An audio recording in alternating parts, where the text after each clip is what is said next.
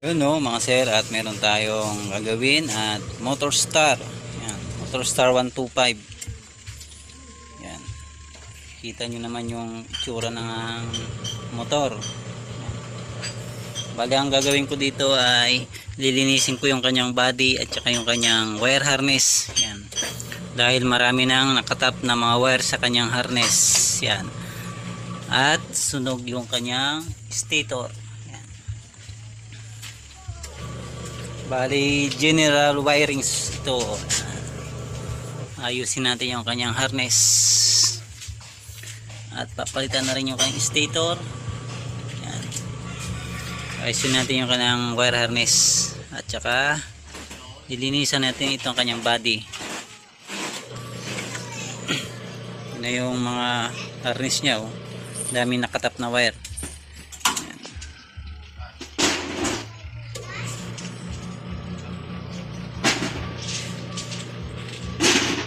Yan mga sir, at ilalatag ko na yung kanyang harness. Yan, natapos ko nang repair, naibalik ko na sa stock niyang harness. Yan, tinanggal ko yung mga nakatap na mga wire sa kanyang harness. Yan, na yung kanyang body, nalinisan ko na rin.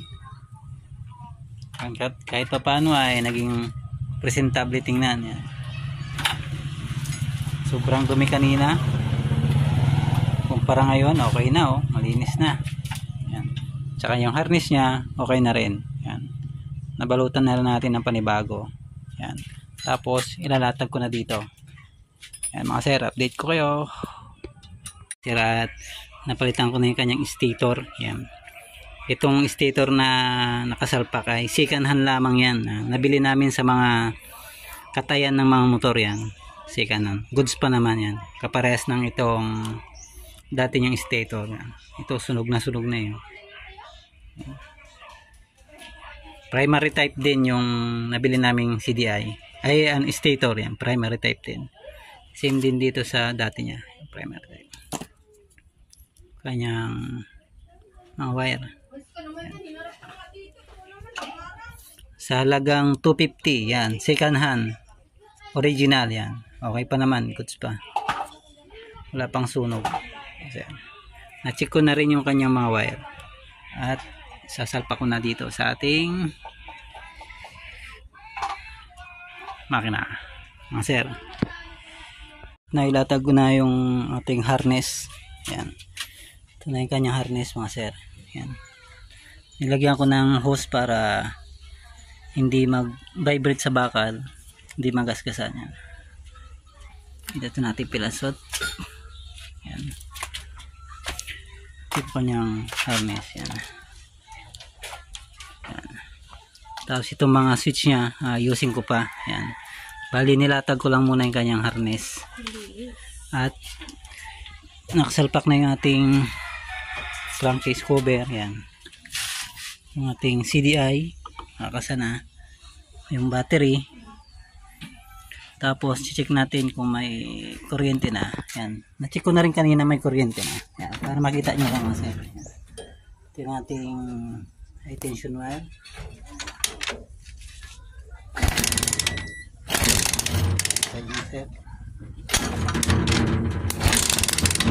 Hindi ganong kita.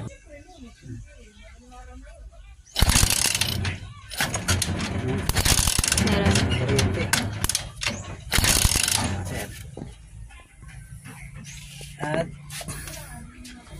ayusin ko na lang kanyang mga switch. Yan.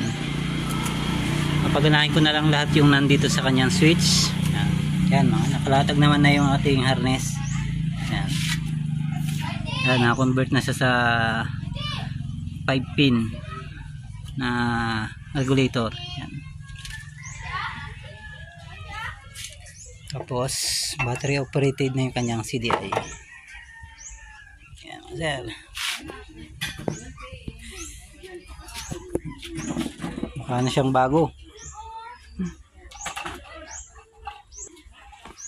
Yan mga sir, at sinalpak ko na yung kanyang tangke para mapandar na natin at para malaman natin kung goods yung kanyang reading ng kanyang charging. Yan mga sir, para umandar na. check natin yung kanyang reading sa kanyang battery. Tingnan muna natin kanyang battery kung ilan yung laman battery niya.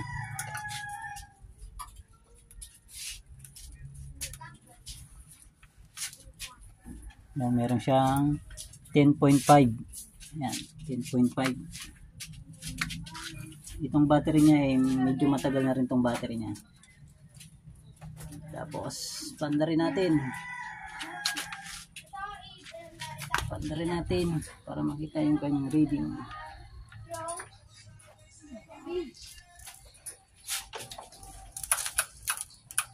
Yan, susin natin.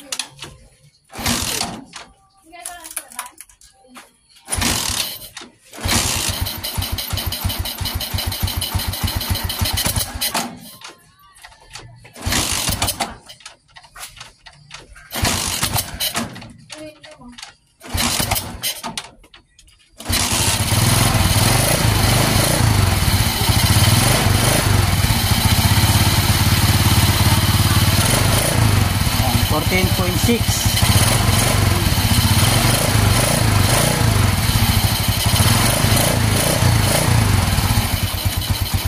Yan yung reading ng battery.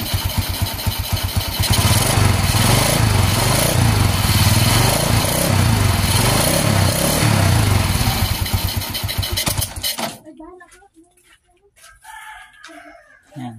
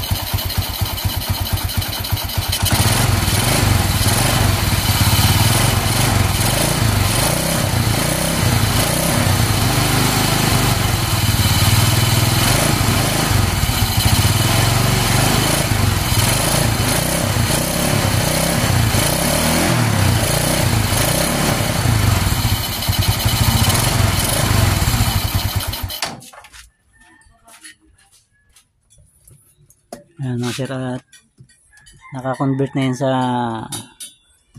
full wave na rectifier. Ayan. Okay.